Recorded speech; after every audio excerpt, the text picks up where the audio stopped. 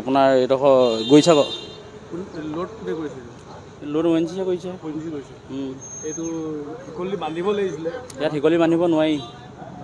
নোৱাৰি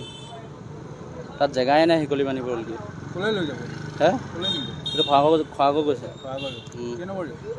এইটো 2009 আপুনি লৈ আৰু সেইটো 2009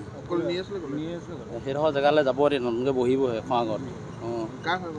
এইটো ONGC মাল আকৌ মানে এইটো যিটো আপোনাৰ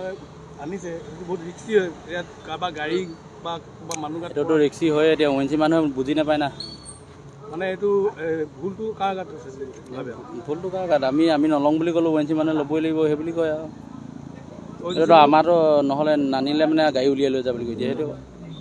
মানে তেওঁলোকে হেমাই কাৰণে হৈছে DIC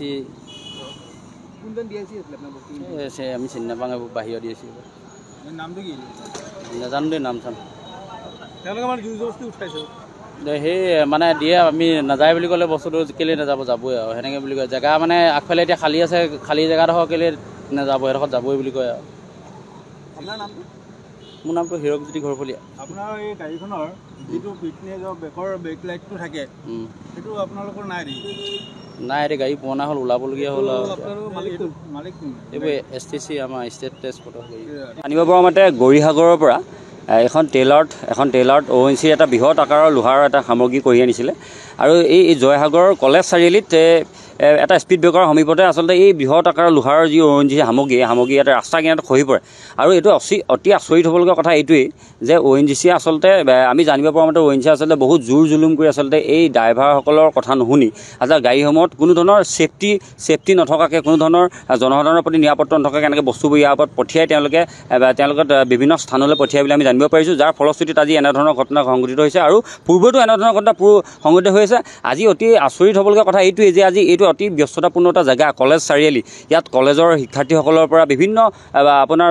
মানুহৰ সমাগম হোৱা এটা ব্যস্ততাপূৰ্ণ জেগা এই অঞ্চলটোত যদি আজি দুৰ্ভাগ্যবশতঃ আজি ইয়াত যদি কোনোবা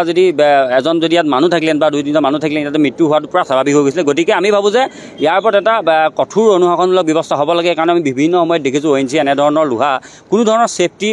মানে নোলোৱাকৈ কোনো ধৰণৰ ছেফটি ইয়াত আজি শিকলিয়ে তেওঁলোকে বান্ধি দিব লাগে কিন্তু শিকলিয়ে আমি জানিব পাৰোঁ শিকলিয়ে বান্ধিব নোৱাৰে আৰু ড্ৰাইভাৰসকলক জোৰ জুলুম কৰি তেওঁলোকে আচলতে বস্তুবোৰ পঠিয়াই দিয়ে যাৰ ফলশ্ৰুতিত আজি এনেকুৱা ধৰণৰ ঘটনা সংঘটিত হৈছে আৰু দ্বিতীয়তে যিটো আজি আপোনালোকে দেখিব যে ইলেক্ট্ৰিকেল খুঁটা এটা ভাগি গৈছে ইয়াত যদি খুঁটাটো ভগাৰ ফলত যদি ওপৰৰ কাৰেণ্ট যদি তলত আজি পৰিলেহেঁতেন ইয়াত তলত থকা গোটেই ছাইডে থকা গোটেই মানুহসকলৰ মৃত্যু হ'লহেঁতেন গতিকে ইয়াৰ দায়িত্ব ONGC ল'ব লাগিব আৰু যদি ইয়াৰ ওপৰত কোনো ধৰণৰ অনুশাসনমূলক ব্যৱস্থা হাতত নলয় তেতিয়াহ'লে আমি নিশ্চয়কৈ ৰাইজ আৰু তাহেম স্বতন্ত্ৰ ইয়াৰ ব্যৱস্থা আমি হাতত তুলি ল'ম